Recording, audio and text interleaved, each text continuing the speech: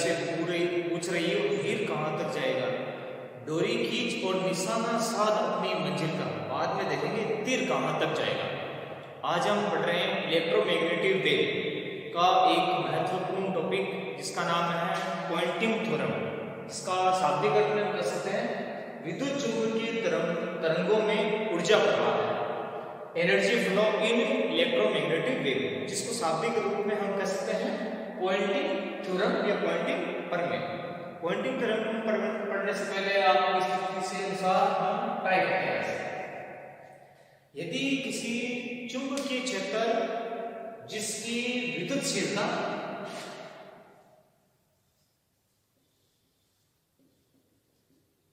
F है तथा पारगम्यता म्यू है, तो इसके अनुसार विद्युत क्षेत्र के अनुसार F है जिसमें हो, जिसकी विद्युतशीलता F है वह पारगम्यता म्यू है, तो B E व H दो सदिश होते हैं। यह विद्युत क्षेत्र का सदिश होता है या चुंबकीय क्षेत्र का सदिश होता है। इन दोनों क्षेत्रों के व्यंजक के रूप में ऊर्जा, इन दोनों व्यंजकों के रूप में ऊर्जा का मान होता है। जैसे पहले वर्ड में विद्युत क्षेत्र के अनुसार ऊर्जा, विद्युत क्षेत्र के अनुसार ऊर्जा को U से लिखते हैं। विद्युत क्षेत्र के अनुसार इलेक्ट्रॉन से संबंधित तो ऊर्जा आएगी U E1, ये बराबर आ जाएगी integration F sin E square dV के रेस्पेक्ट में। जबकि चुंबकीय क्षेत्र यानी H इसके रेस्पेक्ट में रह जाएगी तो U M मतलब मैग्नेटिक फील्ड से रिलेटेड वह एनर्जी रह जाएगी summation D square mu naught dV इस रेस्पेक्ट में। जबकि हम विस्थापन समीकरण के अनुसार ये जानते हैं कि E को हम E स्क्वायर लिख सकते हैं E डॉट E, जबकि F sin ऑफ E ये वैल्यू हो जाती है आपके पास में। इसके अनुसार ये एनर्जी की वैल्यू मिलेगी 1/2 के रेस्पेक्ट में। दोनों एनर्जी का योग 1 के बराबर हो जाएगा, तो यहाँ पे हो जाएगा 1/2 summation F sin of E, इसको हम लिख सकते हैं D, यानी ये रह जाएगा E dot D। E square का हो जाएगा E डॉट E, तो E F sin of A का मान हो जाएगा D, और जो E बच गया लास्ट में E1 में, ये होता है विस्थापन dV के रेस्पेक्ट में। ठीक इसी प्रकार B अपॉन म्यू है वह होता है चुंबकीय क्षेत्र H के बराबर, वह होता है HB। इस प्रकार इस एनर्जी को हम इस रूप में लिख सकते हैं। अब दोनों एनर्जी इसका मतलब है टोटल एनर्जी यानी कि कुल ऊर्जा का मान UEM हो जाएगा। EM में इन दोनों ऊर्जाओं का योग ही रहेगा, तो इस दोनों एनर्जियों में 1/2 तो कॉमन रह जाएगा, और समेशन रह जाएगा E dot D plus H dot B, ये दोनों एनर्जी dV के रेस्पेक्ट में। हमारे पास इक्वेशन नंबर 1 ये रह जाएगी विद्युत क्षेत्र और चुंबकीय क्षेत्र की कुल ऊर्जा। इसी ऊर्जा से संबंधित प्रोसेस को सोल्व करते हुए हम पॉइंटिंग थ्योरम सिद्ध करेंगे। देखो आप, जब कोई आवेश Q गतिशील है, तो वहां लिखता है लोरेंज बल। लोरेंज बल का मान F Q E plus V cross B। यहाँ पर E चुंबकीय क्षेत्र की तीव्रता में, विवेक B चुंबकीय तीव्रता, ये विद्युत तीव्रता में चुंबकीय तीव्रता, ये विवेक Q आवेश है, इसका मान ये रहेगा। अब अगर हम ये बताएं कि कोई आवेश गतिशील है तो कार्य क्या है, कार्य के अनुसार अगर हम निकालें, कार्य होता है W बराबर बल गुणा विस्थापन, क्योंकि हमारे पास बल है और अगर विस्थापन रहेगा तो हमारे पास कार्य आएगा, वह होता है बल गुणा विस्थापन। अगर इसको एक अल्पांश के रूप में निकालें तो ये हमारे पास हो जाएगा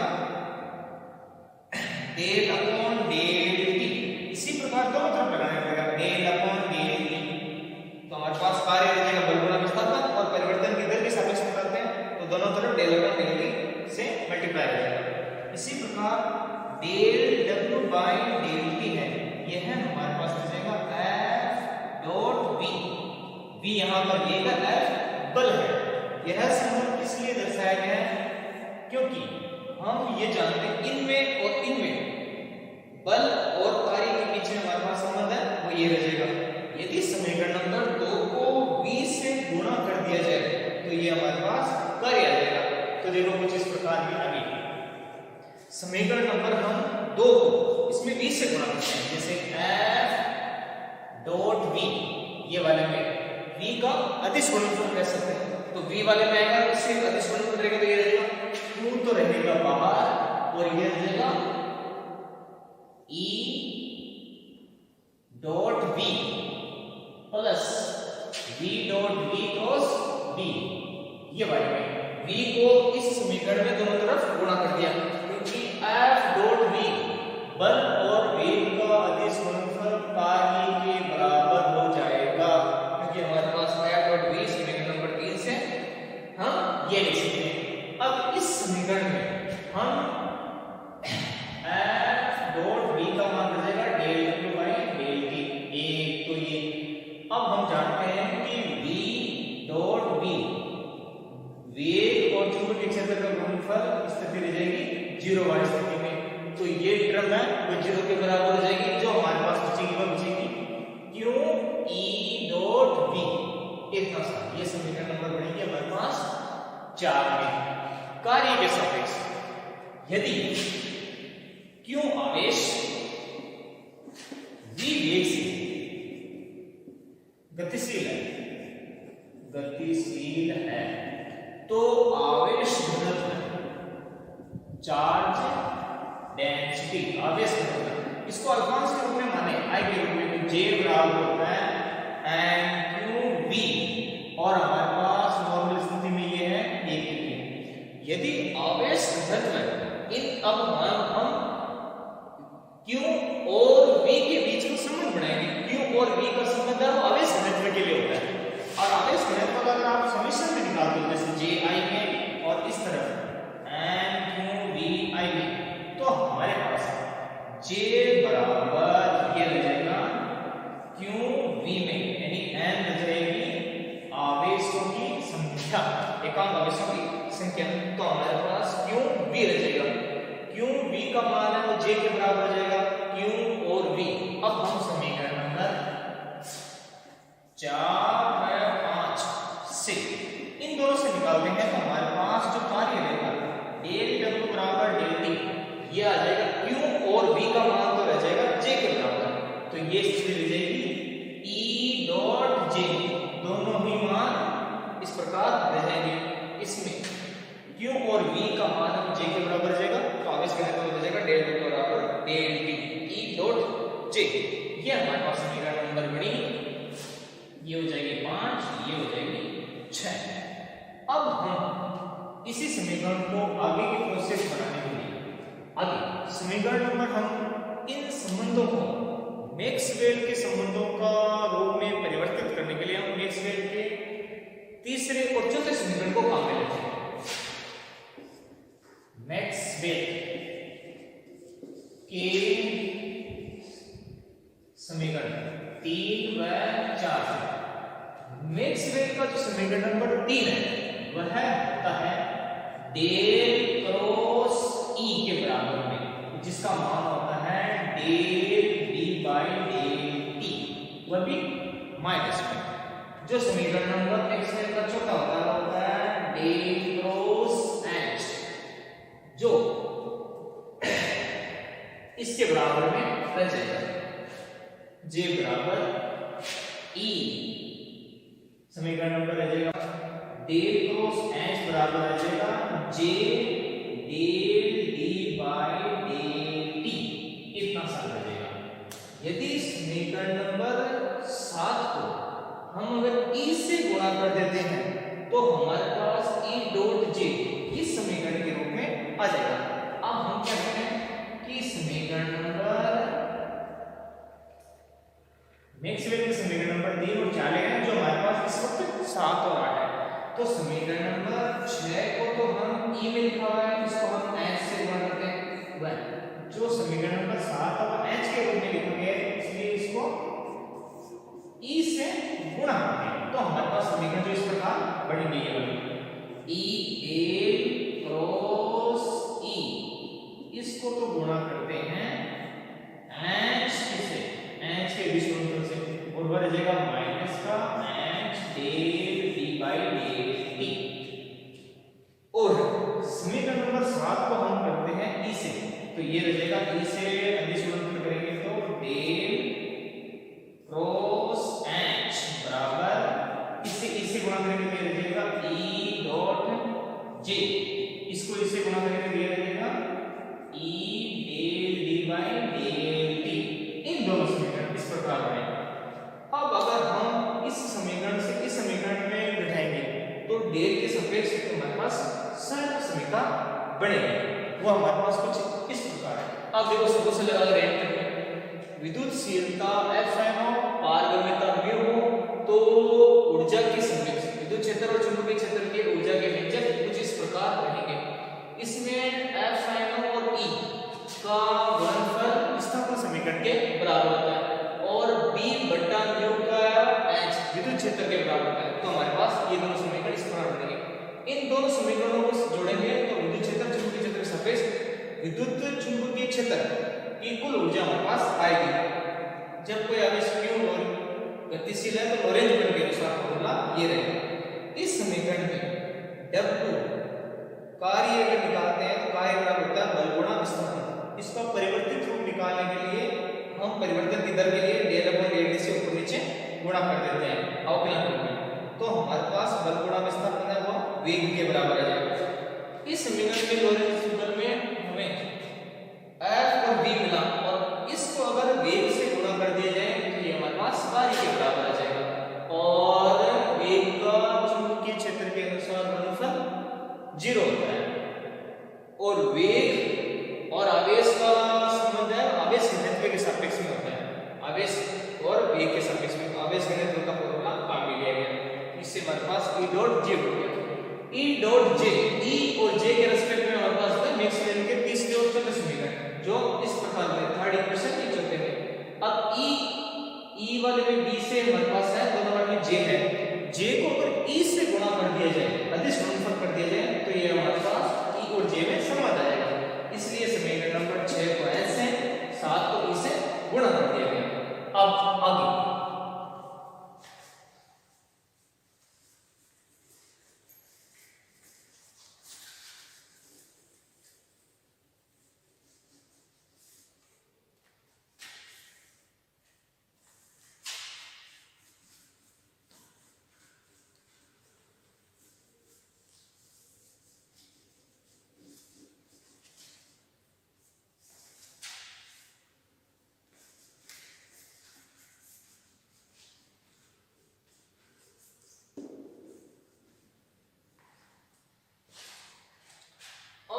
दोनों समीकरणों को हम इस समीकरण में से इस समीकरण को आपस में घटाते हैं तो ये हमारे पास इक्वेशन आ जाएगी h del cross E minus E del cross H इतना सारा जाएगा। अब इनमें से इसे घटाएंगे तो बराबर में हमारे पास है माइनस का h del E by del T minus E dot J minus E del D by del T।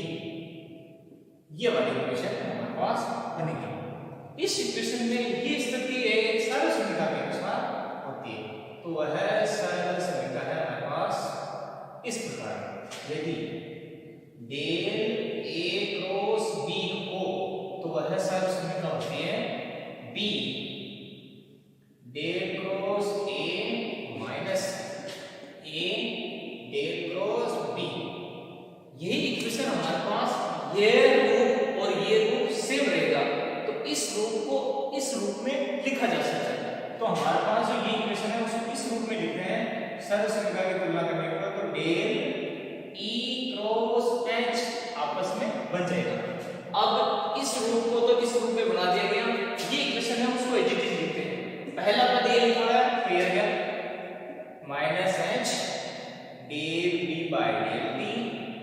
पहले वाला अवकलन को लिख देते हैं माइनस का E del T by del T, ये वाला है। और जो बाद में बच गया ए डॉट जे, ये वाला।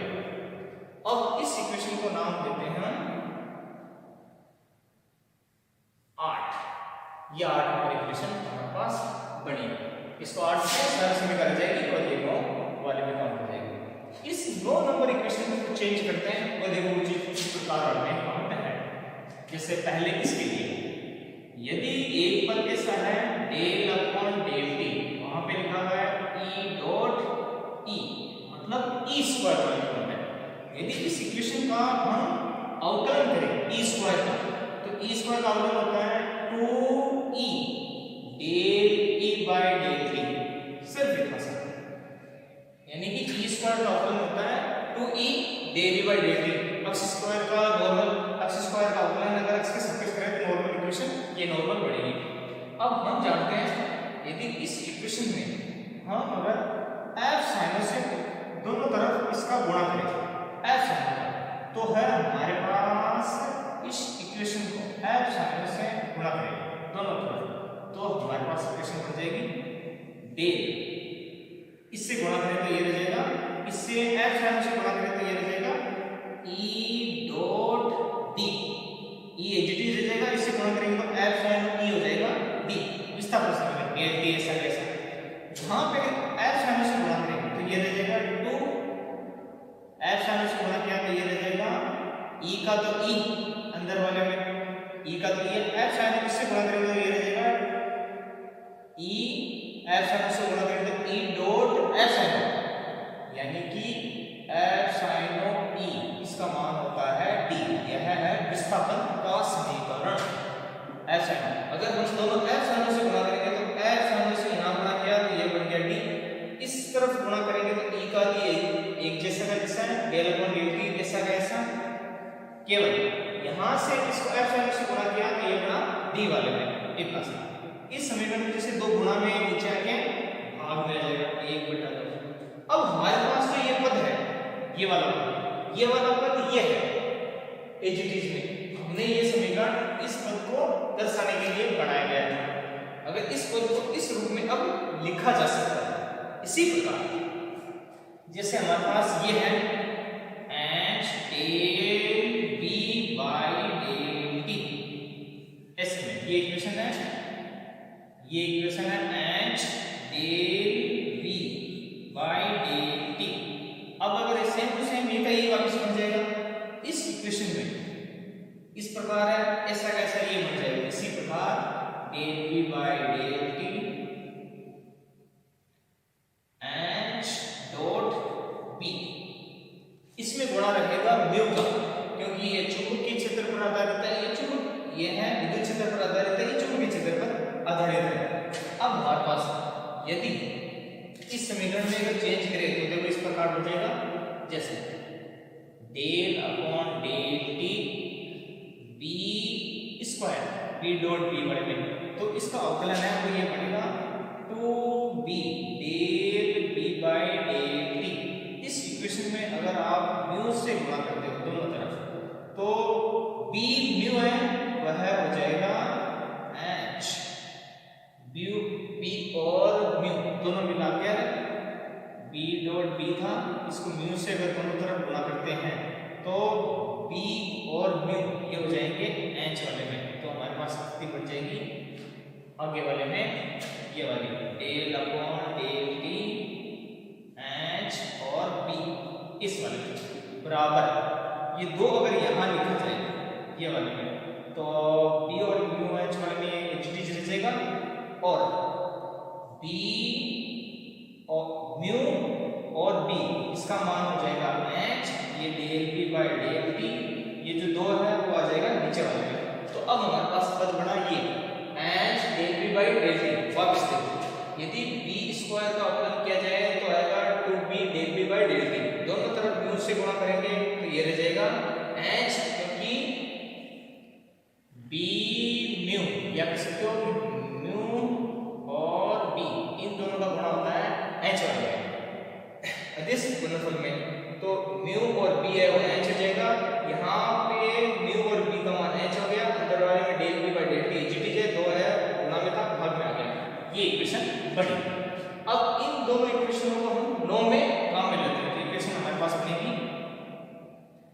डेल ई क्रॉस एच, ये पार्ट इक्वल्स टू इस पार्ट में आगे वाली इक्वेशन में इन दोनों इक्वेशन की जगह हम ये पद काम में लेते हैं। तो हमारे पास क्या हो जाएगा, इस पद के लिए माइनस का 1/2, इसकी जगह ये लिखें del upon del T H dot B minus इसकी जगह मान आ जाएगा ये वाले में, तो रह जाएगा माइनस का 1/2 del upon del T E dot D और माइनस में रह जाएगा ई डॉट जे। सिर्फ इतना सा इन दोनों इक्वेशन कीजिए। अब इन दोनों इक्वेशनों को आगे सॉल्व करते हैं। इन इक्वेशनों में 1/2 और del upon del T common लिया जा सकता है। तो आगे वाले इक्वेशन में del E cross H equals to minus का 1/2 डेल अपॉन डेल टी, इसको इस प्रकार लिख सकते हैं del upon del T HT है आगे 1/2 H dot D plus E dot H E dot D 1/2 फिर वाले में कॉमन आ गया, ये जी जो माइनस का था माइनस में और ये माइनस में ई डॉट जे है वाले में कॉमन है। अब हमारे पास इक्वेशन, इस पूरी इक्वेशन को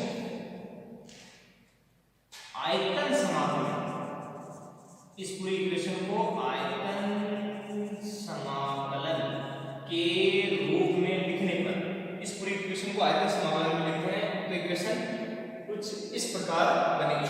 पहले वाली इक्वेशन को इस प्रकार इससे लिख सकते हैं पहले वाले, तो ये इक्वेशन हो जाएगी हमारे पास इंटीग्रेशन समाकलन रूप में और डेल अपॉन डेल टी या अवकलन को बाहर आ जाएगा, बाकी रह जाएगा 1/2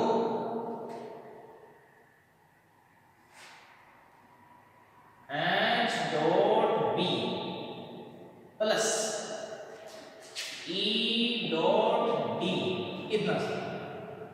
ये दोनों इक्वेशन इस प्रकार पड़ी, माइनस का माइनस वाले में और है ई डॉट जे बराबर, इनको समाकलन में इसे आयतन समाकलन में लिखते हैं तो ई डॉट जे, इसे आयतन समाकलन में लिखेंगे तो डीवी माइनस का माइनस और ये रहेगा फिर डीवी में और बचा बाद में बराबर डेल ई क्रॉस एच, ये फिर डीवी में। अब हमारे पास एक इक्वेशन थी पहले वाली del W by del T, वह था हमारे पास ई डॉट जे वाले में। अगर इस समाकलन और इसकी तुलना की जाए यानी कि परिवर्तन की दर के लिए, परिवर्तन की दर के लिए तो ये है ये रूप, दोनों रूप में ई डॉट जी है आयतन समाकलन के रूप में रहेगा। जो हमारे पास पहले कार्य निकाला गया था del W by del D, इसको परिवर्तन की दर के रूप में लिखा जाए तो हमारे पास ये आयतन समाकलन के परिबद्ध में रहेगा। इस इक्वेशन को सबसे कुल ऊर्जा के रूप में लिखा जाए तो यह हमारे पास कुल ऊर्जा के रूप में आएगी। ई डॉट जे को आप del W by del T के रूप में लिख सकते हैं। यहाँ पे बराबर की जो इस साइड में लिखा हुआ है ये वाली इसे, यहाँ पे है del E cross H DV, यहाँ पर डेल लगा हुआ है। हम जानते हैं कि गाउस के डाइवर्जेंस नियम से, डाइवर्जेंस प्रमेय वाले में बात करेगा उसमें आयतन समाकलन को क्षेत्र समाकलन में, क्षेत्र समाकलन को आयतन समाकलन में परिबद्ध किया जा सकता है। यदि आयतन समाकलन को क्षेत्र समाकलन में परिबद्ध किया जाता है तो डेल लगता है, ऑलरेडी यहाँ डेल लगा गया है। तो ये क्षेत्र समाकलन में जब हम परिबद्ध करेंगे तो ये ई cross H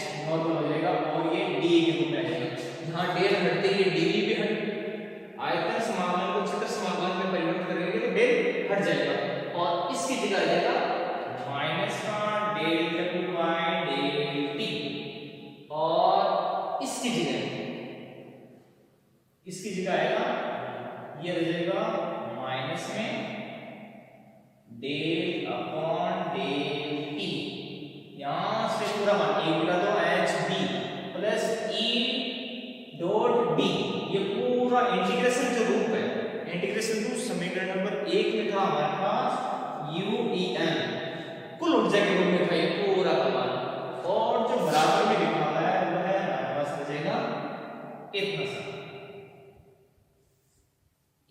E cross H, वो भी क्षेत्र समाकलन के रूप में।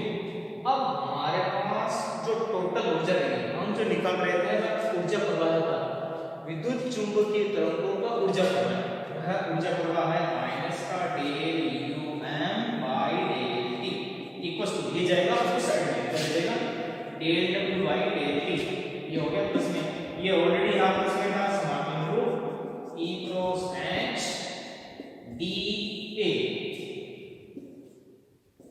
अब देखो यहां पे किस समीकरण से परिभाषा बना सकते हैं, किसी विद्युत चुंबकीय क्षेत्र में नियत आयतन पर, किसी विद्युत चुंबकीय क्षेत्र में नियत आयतन पर उसमें प्रवाहित, विद्युत चुंबकीय क्षेत्र में उसमें प्रवाहित ऊर्जा में कमी की दर, ऊर्जा में कमी माइनस का कमी कर देगा, तो परिभाषा ऐसे हो जाएगी विद्युत चुंबकीय क्षेत्र की ऊर्जा में कमी की दर नियत आयतन पर किए गए कार्य में परिवर्तन की दर, वह या कह सकते हो उसमें बलों पर, उसके बलों में परिवर्तन की दर, ये तो रह जाएगी कमी की दर, ये रह जाएगी परिवर्तन की दर, किसी पृष्ठीय क्षेत्र में फ्लक्स के योग के बराबर होती है। प्रवाह कमी की दर, उस पर किए गए बलों में परिवर्तन की दर, वह पृष्ठ के फ्लक्स के योग के बराबर होती है। यहाँ पर जो E क्रॉस H है, विद्युत क्षेत्र और चुंबकीय क्षेत्र, इन दोनों का गुणा S के बराबर लिखते हैं, और यहाँ पर S है वही पॉइंटिंग सदिश होता है, जहां पर जो S है वही पॉइंटिंग सदिश होता है, E क्रॉस H का मान रह जाएगा। और यही हमारे पास पॉइंटिंग थ्योरम है, जो इलेक्ट्रोमैग्नेटिक वेव का एक सबसे महत्वपूर्ण पार्ट या टॉपिक रहेगा। धन्यवाद।